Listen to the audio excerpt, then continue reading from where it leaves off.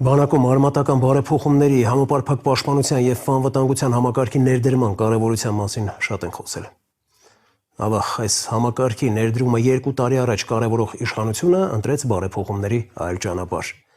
Պաշտպանության նախարարությունը մշակեց բանակի կերպափոխման հայեցակարգ, որի հիմնական նպատակներից մեկը հռչակեց զինված ուժերի պրոֆեսիոնալիզացումը։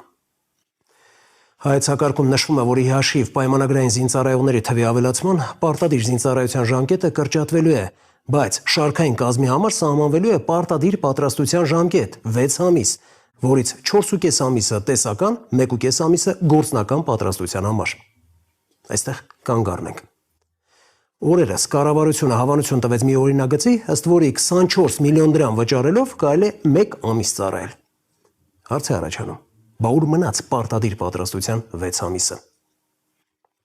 Ընդունված օրինագծի հեղինակը պնդում է, թե նպատակը այլ երկրի քաղաքացիություն ստանալու վրա գումար ծախսելու փոխարեն պետական բյուջեն լցնելն է, որից հետո տղան 1 ամիս կծառայի, այնուհետև նրան կհաշվառեն պայեստազորում և կարիքի դեպքում ներուժը կօգտագործեն։ Բայց հավատացեք, ավելի լավ է 1 ամիս ծառայածին պայեստազորում ընդհանրապես չհաշվառել ու անգամ անհրաժեշտության դեպքում նրան զենք չվստահել, քանի որ և շրջապատի և հենց իր համար կարող է վտանգ ներկայացնել։ Էլ չեմ խոսում հասարակությանը հարուստների ու աղքատների բաժանելու անթույլատրելիության մասին։ Վերադառնանք սակայն բանակի կերպափոխման հայեցակարգին։ Մասնագետների գնահատմամբ փաստաթղթում շատ բան լղոզված է։ Օրինակ, եթե պարտադիր զինծառայության ժամկետը կրճատվելու է, ինչ ռեսուրսով է իրականացվելու սահմանների պաշտպանությունը, միայն պայմանագրայինների, թե նաև ժամկետայինների միջոցով։ Ինչ է անելու զինվորը պարտադիր պատրաստության ժամկետից հետո։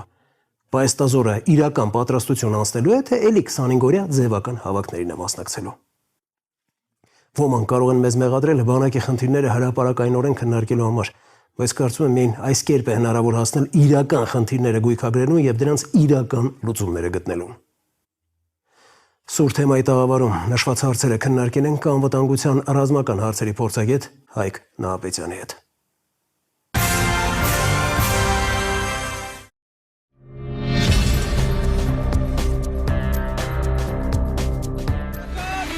Միակ նպատակը մեր հայրենիքին, մեր երկրին ծառայելն է։ Հայրենիքը սկսում է ընտանիքից ու պատրաստ ենք ամեն կերպ պաշտպանել մեր ընտանիքին, մեր սահմանները։ Ավելի լավ է հիմա անենք, քան չանենք կամ անենք շատ ավելի ուշ։ Առավելագույն սահմանային տարիքը նախատեսել 32 տարեկանը։ Պետք է զինվորը պատրաստ լինի, զգոն լինի։ Ամենակարևորը այս հարցում պետք է արդարություն լինի։ Ծառայությունը սահմանել 1 ամսվա դեպքում 24 միլիոն դրամ։ Բանակը կհամալրվի այլ պայմանագրային զինծառայողներով եւ կդառնա ավելի մարտունակ եւ անխոցելի։ Շուստերի հայր ա եղել, այդ քաղաքացիության հարցերը դասավորելա։ Սա կոռուպցիան վերացնելու ճանապարհ է։ Իշխանություններն առաջարկում են 24 միլիոն դրամ վճարելով 1 ամիս ծառայելու հնարավորություն տալ։ Հիմնավորումը չծառայելու պատճառով Հայաստանի քաղաքացիությունից հրաշարվելու պրակտիկայի կանխումն է։ Որքանով է արդարացված այս մոտեցումը եւ բացասական ինչ հետևանքներ այն կարող է ունենալ։ Պատերազմի մեջ գտնվող երկրի համար շատ կարևոր է, ես նույնիսկ կարող եմ ասել անկյունաքարային է, տվյալ երկրի քաղաքացու, որը իր զինվորական պարտքն է կատարում բանակում որպես զորակոչված կամ պայմանագրային, շատ կարևոր է արդարության սկզբունքը։ Ուրեմն այն որոշումը, որ կայացես, դա նշանակում է պետական բյուջե վճարում ես գումար չես ծառայում։ Պատերազմող երկրում չծառայող չկա։ Բոլորն են ծառայում։ Երկրի ղեկավարի զավակներից, հարազատներից սկսած մինչև շարքային քաղաքացին։ Ուրեմն հիմա մեր բանակը կազմալուծելու իրավական գործընթացի մեջ ենք։ Իսկ դա պետք է մեր հարևան Ադրբեջանին եւ Թուրքիային։ Եթե դու գումար ես վճարում, չես ծառայում, կարող ես 1 ամիս ծառայել, վճարել 24 միլիոն, 4 ամիս ծառայել, վճարել 18 միլիոն, 16 տարին չլրացած, վճարել 18 միլիոն եւ 15 միլիոն եւ չծառայել։ Ինչը նշանակում 1 ամիս ծառայել։ Ես իմ պրակտիկայից ասեմ կոնկրետ փաստեր։ Զորակոչված ժամկետային զինծառայողը, երբ զինվորական կոնկրետ մասնագիտություն է ստանում ուսումնական զորամասերում 5-ից 6 ամիս այդ զորամասում ստանում էր գիտելիք եւ փորձառություն։ Եթե ինքը կցագրված էր մարտական հերթապահություն իրականացնող սահմանային զորամասին, մի քանի ամիս ինքը փորձառություն էր ստանում սահմանում ոչ կարևորագույն հաստիկների վրա էր նշանակվում։ Մինչև այդ փորձառություն ձեռք բերել, որը երաշխիքներից մեկը կլներ անվտանգ ծառայություն։ 8-9 ամիս հետո զինծառայողը ալևս ունակ էր ուշադիր, ուշիմ, կարգապահ հրամանեկատարող զինծառայողը ունակ էր կատարել կոնկրետ մարտական խնդիր։ Ինչը նշանակում 1 ամիս ծառայել եւ հետո չծառայել, ինչը նշանակում 4 ամիս ծառայել եւ հետո չծառայել։ Եվ եթե 16 տարին չլրացած անձը գումար է վճարում, հրաժարվելու Հայաստանի Հանրապետության քաղաքացիությունից եւ դուրս է գալիս, ինչը կարծում մեզ մոտ չի խթանվում արտագաղթը, ոչ թե արտագաղթը չզոքացնում են դրանով, այլ արտագաղթը խթանում են։ Եթե դրանել գումար ենք, որ ունևորների զավակները չեն ծառայելու, չունևորները, որոնք ակնհայտ տեսնում են, որ բանակում ներկա իշխանությունների ժամանակ սպանություններ, ինքնասպանություններ, ինքնախեղումներ, դժբախտ պատահարներ անչափելի մեծ են, քան նախորդ տարիների, նախորդ իշխանությունների ժամանակ, ապա այդ ծնորեն ճնշող մեծամասնությունը իրենց ձեռքի տակ ունեցած առավելագույն հնարավորությունը իրենց զավակներին եւս ցկտելու են, որպեսզի իրենք չծառայեն։ Որքանով է արդարացված երկրի պաշտպանությունը հիմնականում պրոֆեսիոնալ բանակին վերապահելը։ Բոլոր ռազմական կազմավորումները պրոֆեսիոնալ են։ Բոլոր անխտիր սիրողական բանակ գոյություն չունի։ Ուղղակի բանակի կազմավորման 3 մոտեցում կա։ Առաջին զորակոչային, այնինչ Հայաստանի Հանրապետությունում եւ այլ պետություններում արվում է։ Երկրորդ կազմավորման ձևը դա պայմանագրայինն է։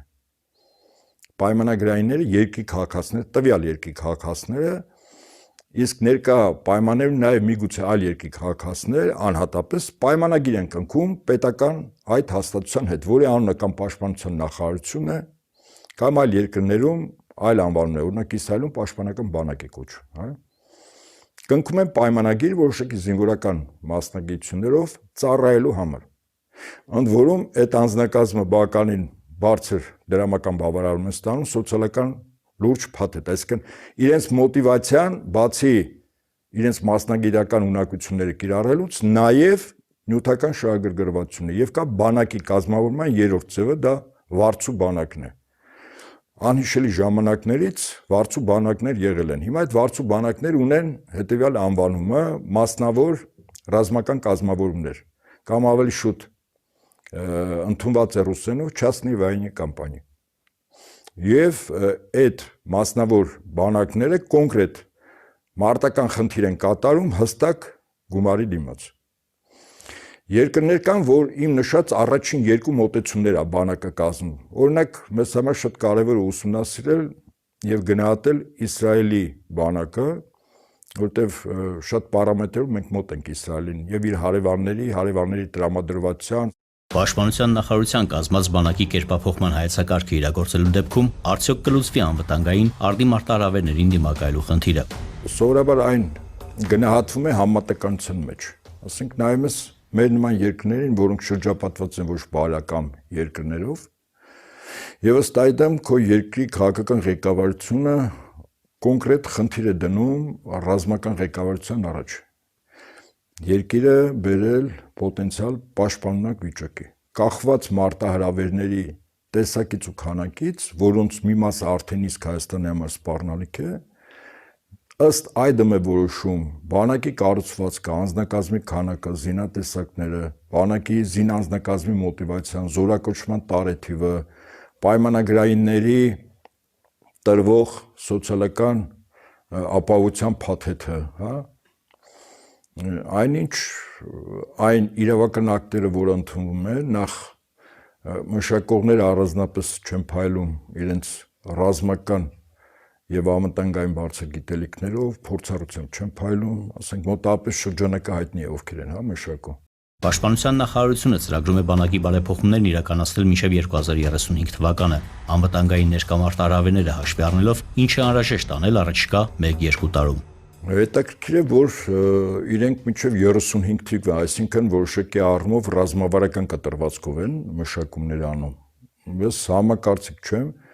քանզի Հայաստանի համար ժամանակն ու տարածությունը բավականին խտացված է։ Մշակումները 1, 2, 3 տարվա, որովհետև այն մարտահրավերները, որ կան եւ այն սպառնալիքները, որոնք ուղղակի ներս են մտել, դրանց չեզոքացնելու առարկայական խնդիր կա։ Մասնավորապես մեր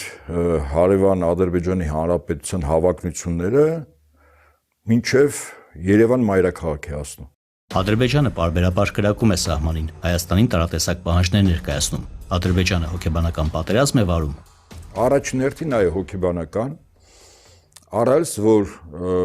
անց կա, որը չունի իրավասություն հրաման տալու չկրակելու, իսկ դա քրեորեն պատժելի արարք է, որտեղ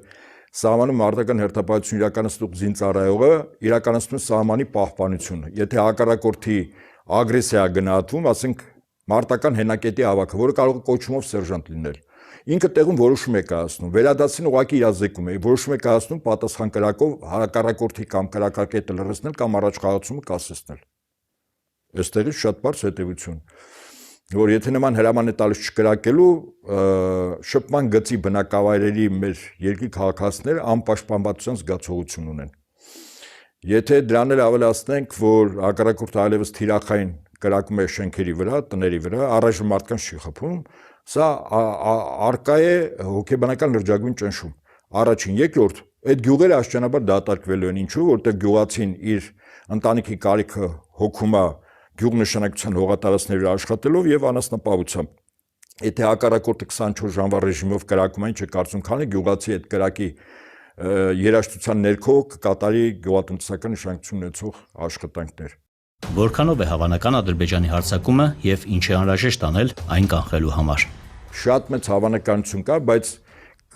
պատերազմ սկսելու կամ լայնածավալ ռազմական գործողություններ սկսելու պատասխանատվությունը Ադրբեջանի վերադրած չի։ Ադրբեջանի նախագահը նման որոշում կայացնելու իրավասություն չունի։ Ավելին անգամ նման իրավասություն չունի իր ռազմավարական դաշնակից Թուրքիայի նախագահը։ Այդ որոշումը նվազագույնը կայացվում է Լոնդոնում։ Ինչու, որովհետև եթե նման որոշում կայացվեց եւ տարածաշրջանը ուղղակի դարձավ վառու դիտակար, որը պայթելու է,